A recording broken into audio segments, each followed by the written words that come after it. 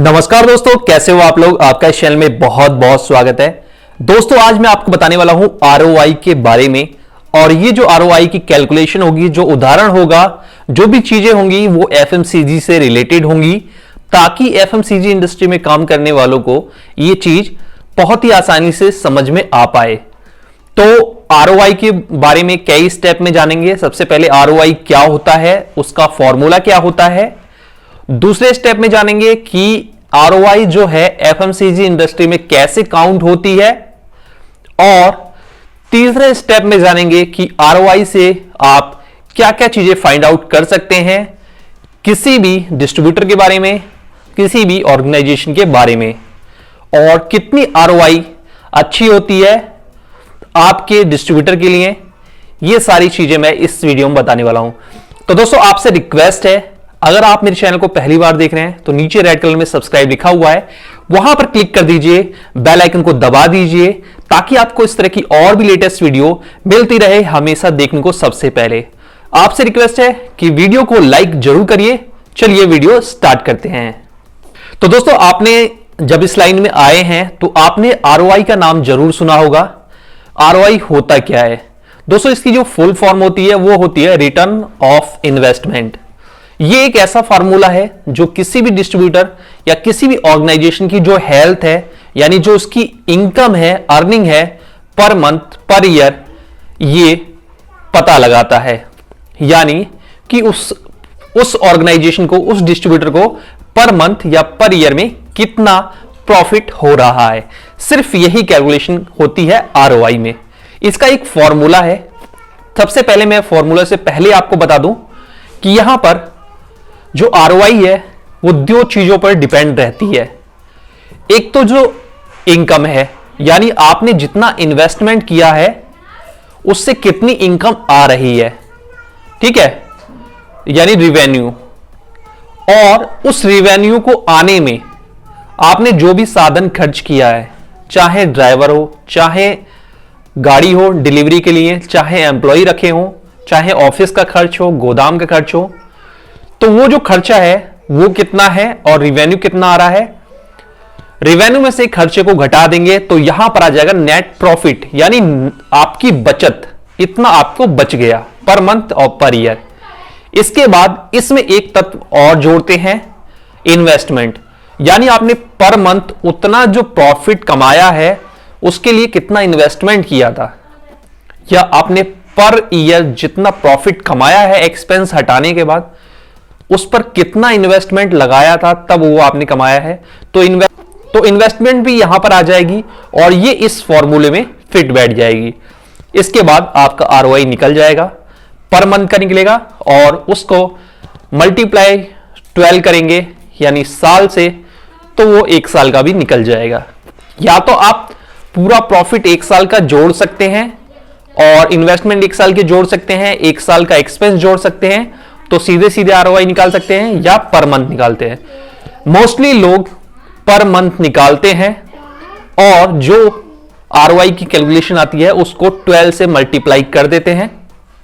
हालांकि हर एक मंथ में अलग अलग बिजनेस हो सकता है, यानी अगर इस मंथ में इन्वेस्टमेंट 10 लाख की थी और 10 लाख का ही सेल हुई है, उस पर प्रॉफिट आया है, तो अगले जो साल है, अगले जो मंथ है, वहां पर 12 लाख की भी इन्वेस्टमेंट हो सकती है और 12 लाख की सेल पर भी प्रॉफिट आ सकता है। तो हर महीने अलग अलग हो सकती है।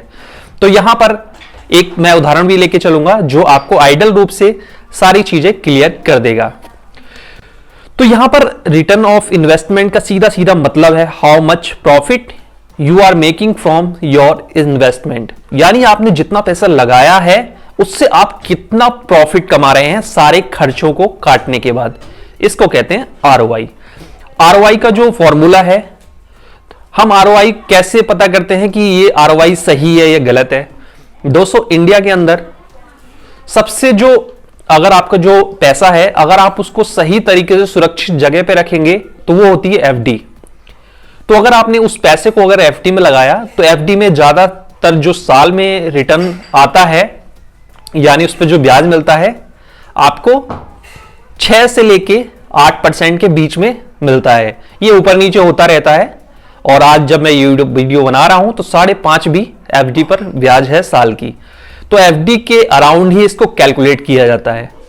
तो यहां पर जो हम मान के चलते हैं 7 और 8%, यानी हम 8% मान के चलें कि अगर हमने इस पैसे को सुरक्षित कहीं बैंक में रख दिया तो 8% की साल की इससे ब्याज आ जाएगा और आपका पैसा भी बिल्कुल रिस्क फ्री रहेगा। इन्वेस्टमेंट के वैसे और भी तरीके हैं लेकिन उसमें रिस्क है। तो यहां पर जो आइडल लेके चलते हैं वो एफडी को मान के चलते हैं। तो 8% एफडी पर इंटरेस्ट रेट, मतलब आपका साल में उतना इंटरेस्ट आ गया। तो यहां से कैलकुलेशन करते हैं। आरओआई हमेशा एफडी के 2.5 से 3 गुना अच्छी होती है। ये मैं आपको वीडियो में आगे भी बताऊंगा कैसे। तो यहां पर इसका जो फॉर्मूला है आरओआई का वो है net income upon investment into 100। Into 100 क्यों करते हैं? क्योंकि आरओआई परसेंटेज में निकाला जाता है तो इंटू 100 करना पड़ेगा। ठीक है।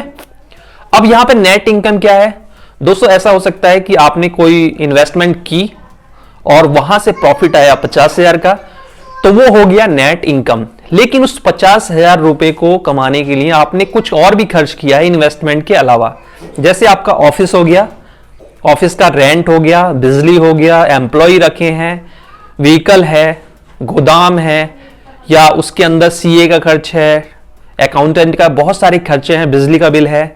तो ये सारे खर्चे कहां जाएंगे? ये उस नेट इनकम में से घटा देंगे। यानी 50,000 की इनकम है, ठीक है, नेट इनकम हुई है, तो उसमें से अगर हमारा खर्चा हुआ है 20,000 तो 20,000 निकाल दिया और बचा 30,000। तो ये हो गया पूरा प्रॉफिट। ठीक है, प्रॉफिट यानी बचत। तो नेट इनकम यानी बचत बटा हो गया इन्वेस्टमेंट इंटू 100%, इंटू 100 यानी परसेंटेज में करने के लिए। तो ये आरओआई का फॉर्मूला हो गया। अब आगे वाली स्लाइड में आपको आसानी से समझाऊंगा कि एफएमसीजी में क्या चीजें रिवेन्यू में आती हैं यानी नेट इनकम में आती हैं और क्या चीजें एक्सपेंस में आती हैं। तो सबसे पहले मैं आपको उससे पहले बता देता हूं क्या चीजें इन्वेस्टमेंट है और क्या चीजें एक्सपेंस है। जो प्रॉफिट वाला पार्ट है उसको अगली स्लाइड में समझेंगे। तो दोस्तों यहां पर इन्वेस्टमेंट होता है। यहां पर मैं एक डिस्ट्रीब्यूटर का लेके चल रहा हूं, इस पूरी वीडियो में एक डिस्ट्रीब्यूटर का उदाहरण लेके चल रहा हूं क्योंकि हमारी एफएमसीजी में सबसे ज्यादा जो आरओआई कैलकुलेट की जाती है वो डिस्ट्रीब्यूटर के अराउंड ही रहती है। अच्छा डिस्ट्रीब्यूटर फाइंड आउट करना है, अपॉइंट करना है तो आरओआई कैलकुलेशन आनी चाहिए और इंटरव्यू में ये क्वेश्चन जो है पूछा जाता है। तो यहां पर आरओआई में सबसे पहले इन्वेस्टमेंट देख लें कि इन्वेस्टमेंट क्या क्या चीजें हो सकती हैं। तो दोस्तों यहां पर हमने कंपनी से जो स्टॉक मंगाने के लिए पैसे दे रखे हैं यानी पैसे जमा कर रखे हैं कंपनी अकाउंट में, लेकिन अभी स्टॉक हमारे पास आया नहीं है, वो भी इन्वेस्टमेंट में कैलकुलेट होगा। जो हमारे गोदाम में स्टॉक पड़ा हुआ है वो भी इन्वेस्टमेंट में कैलकुलेट होगा। जो हमारा उधार मार्केट में लगा हुआ है वो भी इन्वेस्टमेंट में कैलकुलेट होगा। और जो क्रेडिट बैलेंस हमारा कंपनी के पास है या उस पर कोई वाद विचार चल रहा है, उसमें डैमेज का गुड्स का भी हो सकता है, एक्सपायरी का भी हो सकता है, यानी क्रेडिट बैलेंस कंपनी के पास किसी तरह से भी हमारा पड़ा हुआ है वो इन्वेस्टमेंट में ही आएगा। ठीक है। और यहां पर डैमेज एक्सपायरी जितनी भी होगी ये सभी इन्वेस्टमेंट में ही आएंगी, चाहे कंपनी गई है, पास होंगे, आएंगे, कुछ भी होगा, कितने महीने में आएंगे, वो इन्वेस्टमेंट में ही जोड़ा जाएगा। अब आते हैं एक्सपेंस। एक्सपेंस में होता है सबसे ऊपर जो होती है सैलरी होती है, यानी आपने अगर एम्प्लॉय रखा है माल डिलीवरी के लिए या ऑर्डर लेने के लिए मार्केट से तो वो सैलरी हो गई, उनको सैलरी देनी है। इसके अलावा आपके सप्लाई के लिए जो प्रोडक्ट आप ऑर्डर लेके आएंगे उसकी सप्लाई के लिए जो आपने व्हीकल रखा है, ठीक है, तो व्हीकल का पूरा कॉस्ट नहीं जोड़ते हैं। अगर 5 लाख का व्हीकल है और उसकी उम्र 15 साल है तो उसको डिवाइड कर लेंगे, क्योंकि हर साल जो व्हीकल की यानी जो भी गाड़ी आपने ली है उसकी कॉस्ट घटती जाती है, तो वो घटती हुई कॉस्ट हर साल जोड़ी जाती है खर्चे में। अब इसमें आपने ड्राइवर रखा है तो उसका भी खर्चा आ गया, इसका हर महीने का जो मेंटेनेंस है वो भी आ गया, पेट्रोल भी आ गया, मोबिल ऑयल भी आ गया, ये सारे खर्चे हैं। और जो गाड़ी की कीमत है, अगर आपने गाड़ी ली है 5 लाख की और 15 साल उसकी उम्र है, यानी 15 साल चलेगी तो हर साल वो घटती रहेगी, यानी उसको 15 में डिवाइड कर देंगे। सबसे आसान तरीका यही है कि उसको 15 में डिवाइड कर दीजिए और 1 साल का जितना खर्चा आ गया वो एक्सपेंस में ही जोड़ दीजिए। इसके बाद गोदाम है, गोदाम किराए पे लिया है तो उसका रेंट है, बिजली का बिल है। अगर गोदाम आपका खुद का है तो भी हम दोस्तों, अगर हमारा खुद का है तो भी हम उसको रेंट में ही जोड़ेंगे। मतलब एक यदि हमारा खुद का गोदाम है तो वो खर्चा उसका तो मान लो उसका तो कुछ ना कुछ किराया होगा ना, जिसको हम अगर किसी दूसरे को देंगे तो वो किराया उतना मिलना चाहिए, उससे आमदनी होती ना उतनी, तो वो एक तरह का रेंट ही हो गया, तो वो भी जोड़ लेंगे। जगह हमारी है, ठीक है। इसके बाद ऑफिस में जितना भी एसी लगा हुआ है, चाय पानी है, सेल्स वाले आते हैं, कंपनी वाले आते हैं, या हमारा खुद का है चाय पानी, जो भी चीजें हैं, कॉफी मशीन है, कागज है, मटेरियल है, स्टेशनरी है, पर्दे हैं, जो चीज ऑफिस में खर्च होती है उसका, और बिजली का बिल, तो ये सारी चीजें एक्सपेंस में आ जाएंगी। दोस्तों यहां पर जो फॉर्मूले में है नेट प्रॉफिट, तो नेट प्रॉफिट होता है रेवेन्यू, यानी आपने जितना इन्वेस्टमेंट किया है उससे कितना प्रॉफिट आया, यानी रेवेन्यू आया, उस रेवेन्यू में से एक्सपेंस को घटाएंगे तो उसके बाद नेट प्रॉफिट बचेगा, यानी आपका बचत हो गया। अब उस पैसे को आप कहीं भी जमा कर सकते हैं, रख सकते हैं, उसमें से किसी को नहीं देना। तो यहां पर रेवेन्यू क्या हो गया दोस्तों, यहां पर अब मैं उदाहरण लेके चल रहा हूं ताकि आपको सही तरीके से समझ में आ जाए। अब मान लो मैं हूं डिस्ट्रीब्यूटर और मेरा 10 लाख रुपए स्टॉक में लगा हुआ है, ठीक है, 10 लाख रुपए स्टॉक में रखा हुआ है। ये 10 लाख रुपए में सारी चीजें आ गई, कंपनी के पास जो मेरा क्रेडिट पड़ा हुआ है, स्टॉक मार्केट में लगा हुआ है, मेरे गोदाम में पड़ा हुआ है, ये सारी चीजें। अब मैं यहां पे एक आइडल मान के चलूंगा कि 10 लाख रुपए मैंने लगाया है और 10 लाख रुपए का ही प्रोडक्ट मार्केट में सेल हुआ रिटेलर्स के पास, और वो पैसे भी मुझे आ गए, ठीक है। आप अपने केस में क्या करेंगे, अगर मार्केट में जो लगा हुआ है उसको भी हटा देंगे, ये सारी चीजें हटा के फिर देखेंगे कि हर महीने की एक्चुअल सेल कितनी है। तो यहां पर मैं एक आइडिया मान के चल रहा हूं कि 10 लाख का प्रोडक्ट है, 10 लाख की सेल हो गई और डिस्ट्रीब्यूटर मार्जिन है 8%। तो मैं सीधा सीधा यह मान के चलता हूं कि ये जो 10 लाख का प्रोडक्ट है ये सेल हो गया और पैसे मेरे पास आ गए, तो 8% कितना बचा मुझे, 80,000 रुपए मुझे रिवेन्यू आया। अब उस 80,000 में से मुझे कुछ देना भी है, मुझे अपनी स्टाफ की सैलरी देनी है, व्हीकल का है मेंटेनेंस कॉस्ट, पेट्रोल, उसको खरीदने में जितना खर्चा आया उसकी डेप्रिसिएशन कॉस्ट, ऑफिस का कॉस्ट, एडमिनिस्ट्रेशन का कॉस्ट, गोडाउन का हो गया, इलेक्ट्रिसिटी हो गई, ये सारी चीजें। तो यहां पर 80,000 रुपए तो रिवेन्यू आ गया, लेकिन इसमें से देना भी है। तो यहां पर जैसे सैलरी 18,000 में दे रहा हूं, 2 एम्प्लॉय रख रखे हैं, व्हीकल में 1 एम्प्लॉय ड्राइवर रख रखा है डिलीवरी के लिए, और 3,000 रुपए मान लो उसका पेट्रोल है, मेंटेनेंस है, ये सारी चीजें हैं, और कुछ उसकी डेप्रिसिएशन कॉस्ट है। इसके बाद ये मैं आइडिया मान रहा हूं। इसके बाद ऑफिस का खर्च है 10,000 रुपए, गोदाम का है, ऑफिस के खर्च में सीए भी आ गया और अकाउंटेंट्स भी आ गए, ये सारी चीजें। गोदाम का है 7,000 रुपए, इलेक्ट्रिसिटी का है 5,000, ये टोटल जो खर्चे हो गए वो हो गए 50,000 रुपए। अब ये जो 50,000 रुपए हुए हैं ये तो हो गया खर्चा, यानी 80,000 रुपए को कमाने के लिए 50,000 रुपए खर्च भी कर दिए। तो एक्चुअल प्रॉफिट कितना हुआ, 80,000 में से 50,000 गए, 30,000 रुपए मुझे बचा मेरी बचत का, यानी मैं डिस्ट्रीब्यूटर हूं तो 30,000 को मैं अपना रख दूंगा, ठीक है। यानी मैंने 10 लाख रुपए लगाए महीने में और मुझे 80,000 आया, मैंने सबका एक्सपेंस, सब एक्सपेंस काट के मुझे 30,000 रुपए पर मंथ की बचत हो गई। ये हो गया नेट प्रॉफिट। अब चलते हैं आगे वाली स्लाइड पे और वहां करेंगे कैलकुलेशन। अब ये फॉर्मूला हो गया आरओआई का, रिटर्न ऑफ इन्वेस्टमेंट। इसमें क्या हो गया, नेट इनकम बटा इन्वेस्टमेंट गुणा 100, यानी परसेंटेज में कन्वर्ट करना है। तो अभी हम परसेंटेज को साइड में रहने देते हैं और ये करते हैं। तो यहां पर नेट इनकम क्या है, नेट इनकम यानी खर्चे काटने के बाद, एक्सपेंस काटने के बाद आया 30,000 रुपए। 30,000 को ऊपर लिख देंगे, फिर बटा लगा के यानी भाग लगा के नीचे की तरफ इन्वेस्टमेंट लिखेंगे, यानी हमने पैसे लगाए थे 10 लाख रुपए और 10 लाख रुपए की सेल हुई थी, रिटेलर्स को मतलब ऑर्डर गए थे, उतना पैसा मेरे पास आ भी गया, तो 10 लाख रुपए। तो यहां पर 30,000 ऊपर रहेगा और 10 लाख नीचे रहेगा। इसको जब भाग करेंगे तो 0.03 आ जाएगा। अब ये क्या चीज है? तो दोस्तों इसी के लिए वो इनटू 100 इसलिए करना पड़ता है, इसको परसेंटेज में कन्वर्ट करने के लिए। तो यहां पर नीचे आ जाएंगे, 0.03 को इनटू 100 करेंगे तो 3% आ गया। ये जितना भी इन्वेस्टमेंट था ये महीने का था, जितना भी खर्चा था ये महीने का था, जितना भी प्रॉफिट हुआ ये वो 1 महीने का हुआ। यानी यहां पर मंथ का आरओआई आ गया 3%। ठीक है। इंटरव्यू में आपसे मंथ का भी आरओआई पूछ सकते हैं और साल का भी पूछ सकते हैं। बाय डिफॉल्ट साल का पूछते हैं, लेकिन बाय डिफॉल्ट कई जगह उनकी लैंग्वेज से आपको पहचानना होता है कि वो मंथ का भी पूछ रहे हैं। ठीक है। तो यहां पर मंथ का आरओआई हो गया 3%। अब दोस्तों आप सोचेंगे कि एफडी में जो आप पैसा लगाते हैं आपको मिलता है 8%, लेकिन वो मिलता है साल में, 1 साल में। ठीक है। तो यहां पर आपको एक महीने में कितना मिला? 3%। तो आपको 1 साल में कितना मिल गया?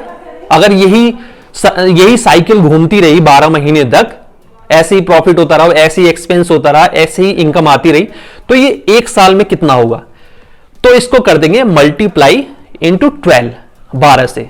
एक महीने में 3% का प्रॉफिट है 10 लाख पे, तो 12 मान लो अगर 12 महीने आप करेंगे तो 10-10 लाख 12 बार घूमेगा, तो ये जो परसेंटेज हो जाएगी 12 से मल्टीप्लाई हो जाएगा। तो 12 तिया हो गया 36। यानी आपका जो आरओआई है, वैसे तो साल का ही कैलकुलेट मोस्टली करते हैं क्योंकि फाइनेंशियल ईयर जो चलता है वो साल का ही चलता है। तो यहां पर आरओआई होगी 36%। यानी जो एफडी का रेट है 8% हम मान के चलते हैं, 7-8% झूलता रहता है ऊपर नीचे, अभी इस समय कम है। तो 8% यानी एफडी का जो 3 गुना, 2.5 गुना, 3 गुना अगर आरओआई होता है तो बहुत अच्छा है। ठीक है। उससे ज्यादा हो जाए तो और बेटर है, उससे कम हो जाए तो थोड़ा एवरेज है, उससे और कम हो जाए तो थोड़ा पुअर है। इसकी परिभाषा क्या है ये भी मैं आपको आगे बता रहा हूं, बहुत ही सिंपल तरीके से समझा दूंगा। तो यहां पर आरओआई आ गई डिस्ट्रीब्यूटर की 36%। यानी उसने 10 लाख रुपए जो महीने का लगाया, तो उसने साल में कितना पैसा लगाया? उसने 10 लाख को ही घुमाता रहा, तो साल में 1,20,00,000 रुपए उसने लगाया और उसका 36% कमाया। ठीक है।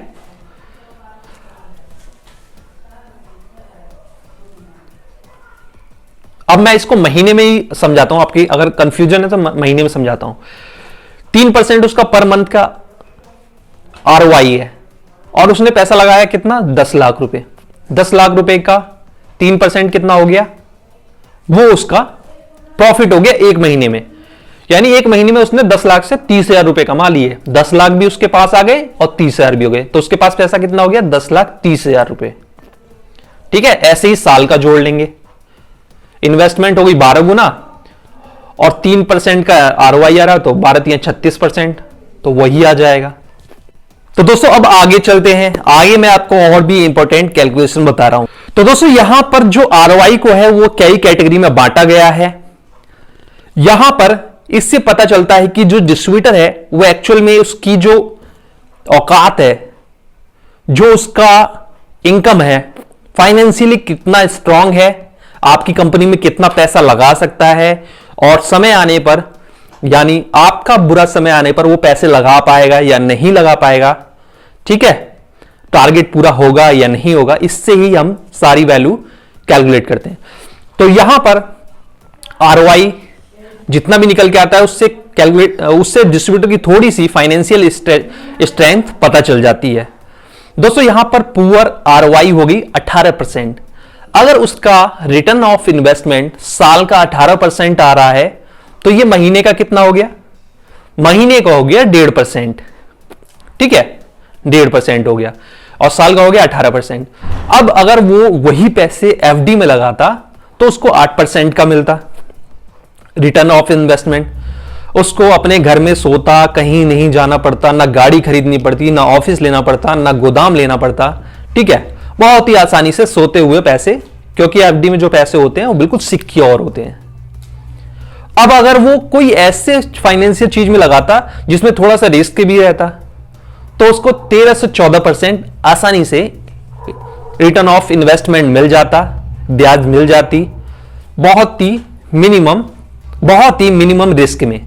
तो दोस्तों उसने तो बिजनेस किया है, ऑफिस लिया है, गाड़ी ली है, दिन रात वो भी चल रहा है मार्केट में, अपने एम्प्लॉय भी रख रखे हैं। तो एक बिजनेस है, तो वहां पर कम से कम अगर उसका 2.5 से 3% एफडी का रिटर्न ऑफ इन्वेस्टमेंट नहीं आएगा तो बहुत बेकार चीज है। तो यहां पर कितने परसेंट हो गया? 8 दूनी 16, यानी 2-2.25%, यानी आपका ये हो गया एफडी का 2-2.25%। तो ये पुअर आरओआई में आता है, यानी अभी डिस्ट्रीब्यूटर नया है, अभी वो फाइनेंशियली बहुत मजबूत नहीं है, अभी वो चलने की कोशिश कर रहा है। अगर यहां पर आरओआई आता है 19 से 24%, तो ये एफडी का हो गया 8 या 24, यानी एफडी का 3 गुना वो कमा रहा है। अगर वो किसी रिस्क वाले स्टॉक या शेयर मार्केट में भी इन्वेस्टमेंट करता तो उसको 15 से 16% से ज्यादा रिटर्न नहीं मिलता, ज्यादा से ज्यादा 20 मिलता। तो यहां पर अगर 24 वो कमा रहा है तो एक बिजनेस के हिसाब से बहुत अच्छा है, और उसकी स्ट्रेंथ बहुत अच्छी है, कैपेबिलिटी बहुत अच्छी है, मार्केट में उसकी पोजीशन काफी अच्छी है। मीडियम, अधिकतर आपको मीडियम वाले ही मिलेंगे। अब एक आ गया हेल्दी आरओआई। हेल्दी आरओआई हो गया 25% से और 34% पर ईयर का उसका आरओआई है। तो ये एक बहुत अच्छा डिस्ट्रीब्यूटर है, और ये काफी जो एस्टैब्लिश कंपनियां होती हैं उनके डिस्ट्रीब्यूटर होते हैं, ठीक है, बहुत अच्छा स्ट्रांग होते हैं। इसके बाद सुपर आरओआई, ये मेरी तरफ से है एक। बहुत सारे ऐसे भी डिस्ट्रीब्यूटर हैं जो 34% या इससे भी ज्यादा उनकी आरओआई है, और वो पर ईयर इतना इनकम करते भी हैं, जो आगे चल के एसएस भी बन जाते हैं। तो ये हो गया आरओआई का कैलकुलेशन। ये सारी चीजें होती है आरओआई में। ये तो हो गया स्टैंडर्ड फॉर्मूला जो हम डिस्ट्रीब्यूटर अपॉइंट करने जाते हैं, डिस्ट्रीब्यूटर बनाते हैं, जो फॉर्म भर के हम फिल करके भेजते हैं कंपनी में, उसमें सारी कैलकुलेशन करते हैं। अब बहुत सारे डिस्ट्रीब्यूटर ऐसे भी होते हैं जो किसी अच्छी कंपनी से जुड़े हुए हैं, लेकिन उनका आरओआई कम भी है, तो भी उनको अच्छा प्रॉफिट हो रहा है, क्योंकि उनका बल्क क्वांटिटी में प्रोडक्ट बिक रहा है और एक भी रुपए मार्केट में उधार नहीं होता है। तो इस तरह के भी डिस्ट्रीब्यूटर हैं। तो केवल आरओआई के ऊपर ही आप डिपेंड नहीं रह सकते कि डिस्ट्रीब्यूटर बहुत अच्छा है या बहुत बुरा है, ठीक है। इस चीज को किसी और वीडियो में समझेंगे, वीडियो बहुत लंबी हो जाएगी। यहां मैंने आपको विस्तार से बताया किसी एफएमसीजी डिस्ट्रीब्यूटर के आरओआई कैसे कैलकुलेट करते हैं, मंथली और ईयरली, ठीक है। तो दोस्तों, अगर आप मेरे चैनल को पहली बार देख रहे हैं तो नीचे रेड कलर में सब्सक्राइब लिखा हुआ है, वहां पर क्लिक कर दीजिए और बेल आइकन को दबा दीजिए, ताकि आपको इस तरह की और भी लेटेस्ट वीडियो मिलती रहे सबसे पहले देखने को। और इस वीडियो को लाइक कीजिए, शेयर कीजिए अपने फ्रेंड सर्किल में, फेसबुक पर कहीं भी शेयर कर सकते हैं। थैंक यू दोस्तों, मिलते हैं अगली बार एक और लेटेस्ट वीडियो के साथ।